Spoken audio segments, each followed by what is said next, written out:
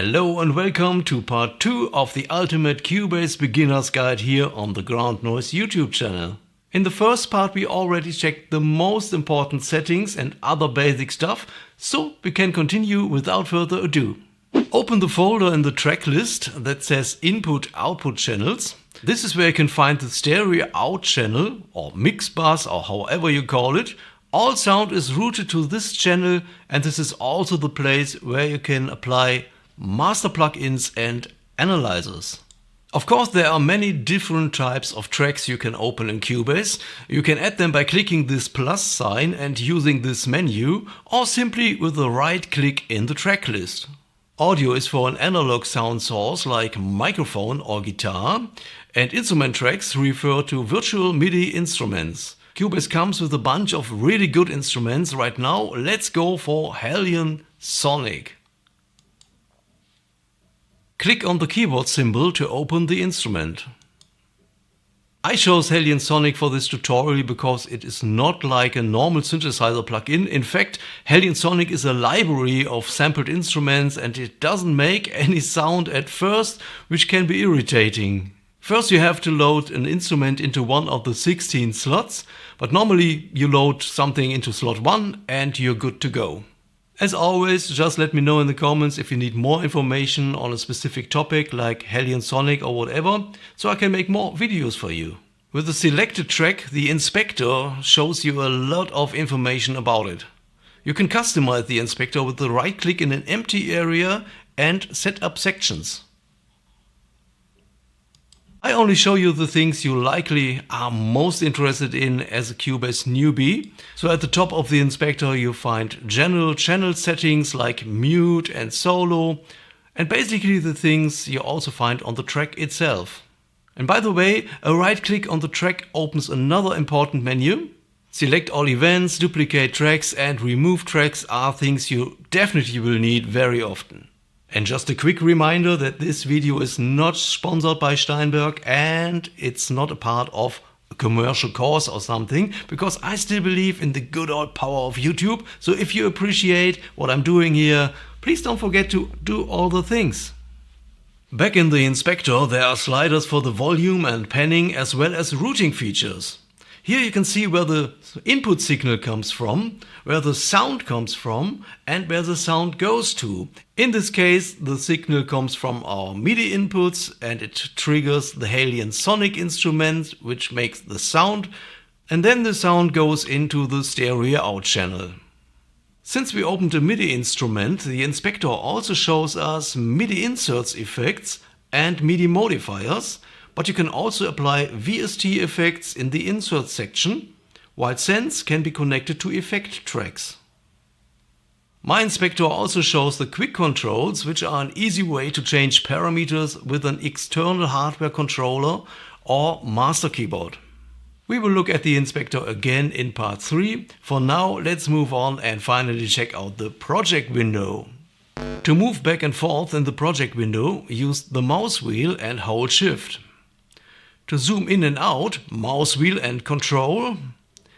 And to zoom vertically, hold Control and Shift and use the mouse wheel. To tell Cubase where it has to record something or where you want to create a part, you need to set up marker 1 and marker 2, also referred to as cycle markers. You can either draw a selection in the marker bar, note how the mouse cursor symbol changes when it has different functionality, or you bring the project cursor to the starting position and hit Ctrl and 1 on the number keys.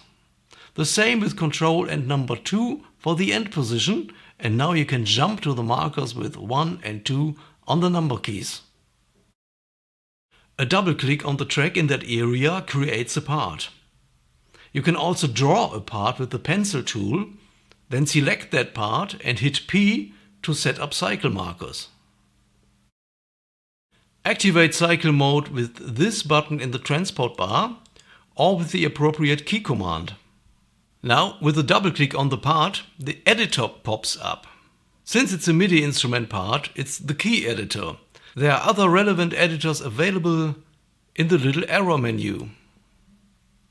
Use the right-click toolbox to write a note. Change the velocity of that note in the lower area or just write it down in the velocity box. You can use the other tools to tweak the note however you want. Also change the zoom factor to your liking. You can also change the length of any part with the little handle in the corner. Right now it snaps to the grid, which uses quarter note quantization. To move freely, just switch off the grid here or with the J key. Copy parts right after each other on the same track with the handle at the center of the right edge. Look, if you're one of those extinct dinosaurs like me that can actually play an instrument and sometimes want to record that, the first thing you want to do is to set up a click track. Go to Transport and Metronome Setup to do so. Personally, I use a 2-bar count in, but there are many other ways to record something. One way to do so is to go to the starting point, activate the click with the C key or this button here. Hit record, wait for the count in and start playing. I can also activate cycle mode to record many takes of the same part without interruption. And believe it or not, there are many different ways to set up cycle recording modes, and I will cover that in part 3 of this series. You can also just play the track and hit record anytime. Or you do it with punch in and punch out. Activate that with the I and O keys or these buttons here to make the recording start and end at markers 1 and 2.